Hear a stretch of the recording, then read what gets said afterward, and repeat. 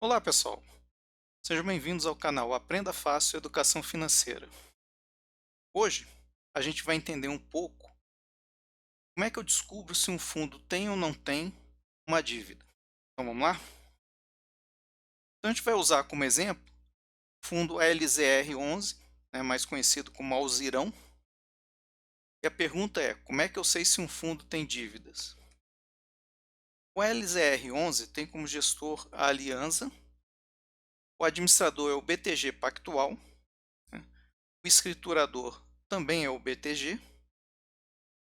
E o objetivo do fundo é investimento em propriedades para renda via contratos de locação atípicos, né? Basicamente duas categorias, o Build to Suit, o Sale Leaseback. Então o que é o Build to Suit? É quando você constrói um imóvel especificamente para um cliente. Então aquele imóvel já tem as características que o cliente pediu. Para isso é normal que quem constrói faça um contrato de aluguel de longo prazo, com multas rescisórias aí, que normalmente é igual ao número de meses que faltam se a pessoa sair antes, para ressarcir aquele investimento que o fundo fez. E o sale leaseback? O sale leaseback é quando o imóvel pertencia àquele cliente. Então aquele inquilino vende o imóvel para o fundo, né? E o fundo, em contrapartida, aluga para aquele inquilino. O inquilino, para se proteger, ele pede normalmente um contrato de longo prazo. Por outro lado, o fundo também para se proteger, uma saída logo em seguida do inquilino, se ele quiser, se ele estivesse vendendo para se livrar do imóvel, ele também pede para fazer um contrato de longo prazo. Por isso que esses contratos são normalmente atípicos. A data base do fundo é dia 18 e o pagamento é dia 25. A primeira emissão do fundo foi em 4/1 de 2018. O fundo fez uma segunda emissão em 19/6 de 2019 e agora ele está lançando uma nova emissão. Fique de olho. A taxa de gestão que o fundo cobra é 0,70 do valor de mercado, a taxa de administração é 0,20 e a taxa de escrituração 0,05, dando um total de 0,95% do valor de mercado. O valor patrimonial por cota é de R$ 94,65. A quantidade de cotas do fundo neste momento é de 2.860.000 e a quantidade de cotistas é de 47.668. Se a gente olhar a distribuição de resultados ao longo do tempo, a gente vai verificar que antes da segunda emissão o fundo vinha distribuído 66 centavos por cota. Quando ele recebe o dinheiro, os cotistas da segunda emissão, é normal o rendimento cair, porque ele ainda não comprou os imóveis, então não está gerando aluguel daquele dinheiro que ele está em caixa, né? E a renda cai, já que o rendimento da renda fixa está muito menor do que o rendimento de um aluguel de um imóvel. Porém, mesmo depois do fundo alocar todo o dinheiro, ele não conseguiu recuperar o patamar atual, o patamar antigo de 66 centavos. Ele ficou com um patamar de 60 centavos atualmente. Tá? Então, por um lado, os cotistas tiveram uma perda de rendimento, mas por outro, eles tiveram um ganho em segurança, já que agora a gente tem muito mais imóveis no fundo, o que dá uma segurança maior para o cotista. Se a gente olhar a receita do empreendimento, primeiro a gente vai verificar que 100% dos contratos são atípicos, que é o que o fundo busca. Isso vai dar uma garantia, uma segurança maior para ultrapassar a crise. Se a gente olhar a divisão da renda por imóvel, a gente vai verificar que no Atento ele corresponde a 25% da renda atual, né? Isso é um certo risco, porque se você perder um único cliente, você pode ficar sem a renda dele, que é 25% do contrato. É claro que tem a multa, mas teria que ver se o inquilino teria condições de pagar a multa naquele momento, né?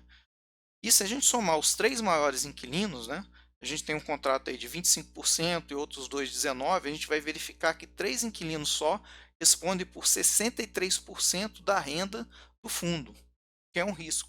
Então, por isso que eu sempre falo da importância da gente diversificar entre vários fundos e de vários segmentos. A receita por locação de imóvel, a gente vai ver uma grande concentração em Rio e São Paulo. Na verdade, a totalidade dos imóveis estão no Rio e São Paulo, que é onde o gestor se sente confortável para investir. Então, a gente tem um outro risco aqui, que é o risco pela localização geográfica.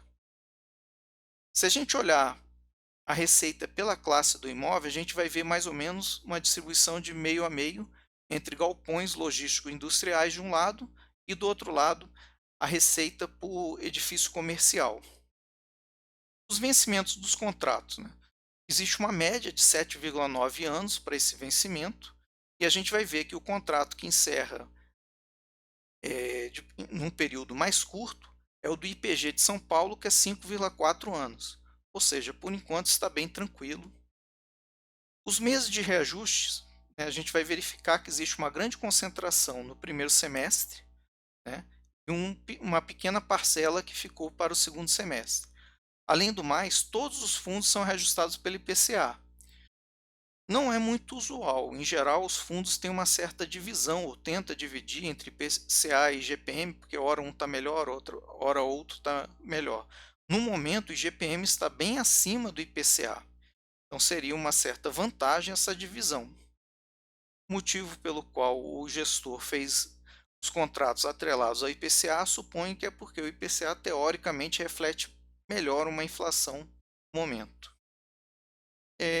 Aí uma parte que normalmente os investidores pulam, ficar olhando aquelas tabelinhas de resultado, demonstração do semestre, mas ela é muito importante. Eu vou mostrar aqui para vocês. A primeira coisa que eu olho aqui no fundo são as receitas, né? Então a gente vai verificar que o fundo teve uma receita de 1.899.000. E a gente vai ver que a receita de locação, ou seja, dos aluguéis que o fundo recebeu, é de 1.778.000. O que isso quer dizer? Que praticamente toda a renda do fundo vem dos imóveis. Então, se o fundo tem 1, 2, 10, 20 CRIs, eu não tenho que ficar perdendo muito tempo analisando os CRIs. Ou como é que o dinheiro está alocado na renda fixa. Porque eu sei que a renda principal do fundo quase toda vem do aluguel. Então, o que eu tenho que estudar? Eu tenho que estudar os ativos. Então, só olhando esses números aqui, de cara, ele já me diz isso. O que mais que é interessante olhar? Então, como é que está o recebimento por cota? Ele está recebendo mais do que está pagando ou ele está recebendo menos e queimando gordura? Aqui a gente também vê isso. Então, a gente olha lá que o fundo está recebendo 62 centavos por cota e distribuiu 60 centavos. Isso aí é outra coisa interessante. Se o fundo estiver distribuindo menos que 95% do lucro dele, né, existe um dinheiro que vai estar lá guardado. Se o fundo mantiver essa média, ele vai te entregar. Não é o caso aqui. Se a gente pegar 95% de 62 centavos, vai dar quase 59 centavos por cota.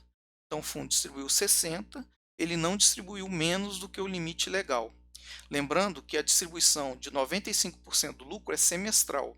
Então o fundo pode equacionar, retendo um pouco mais de dinheiro quando o fundo lucra mais, para distribuir um pouquinho acima quando o fundo tem uma queda de renda.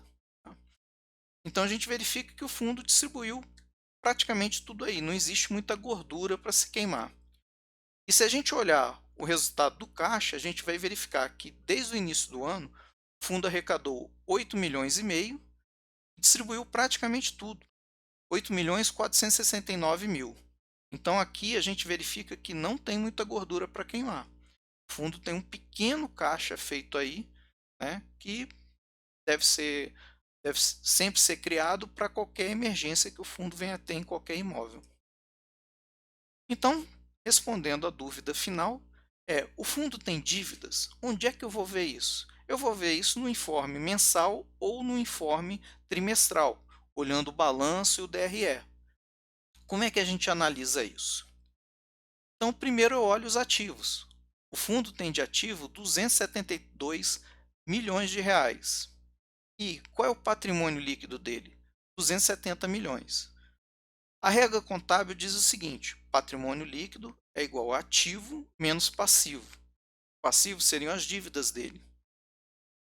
Então, a gente vê aqui que o fundo tem 2 milhões de dívida, que é quase nada em relação ao patrimônio dele aí, dá menos de 1%. E se a gente for olhar lá no passivo, a gente consegue descobrir de onde vem a dívida. Está devendo porque ainda precisa pagar alguma coisa de imóvel e tal, a gente vai ver que não, né.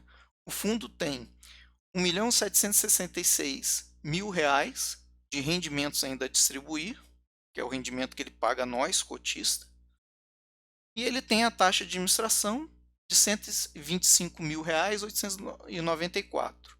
Somando os dois dá praticamente a dívida, ainda tem lá em outros valores, um valor pequenininho de R$ 78.000, ok? E no total vai dar os nossos quase 2 milhões de reais aí do passivo. Deu uma somatória de 1.971.000 reais. Então a gente verifica que no caso do ALZ ele não tem dívida, né? Então a gente sabe agora da onde tirar essa informação. E por hoje a gente fica por aqui. Aquele abraço.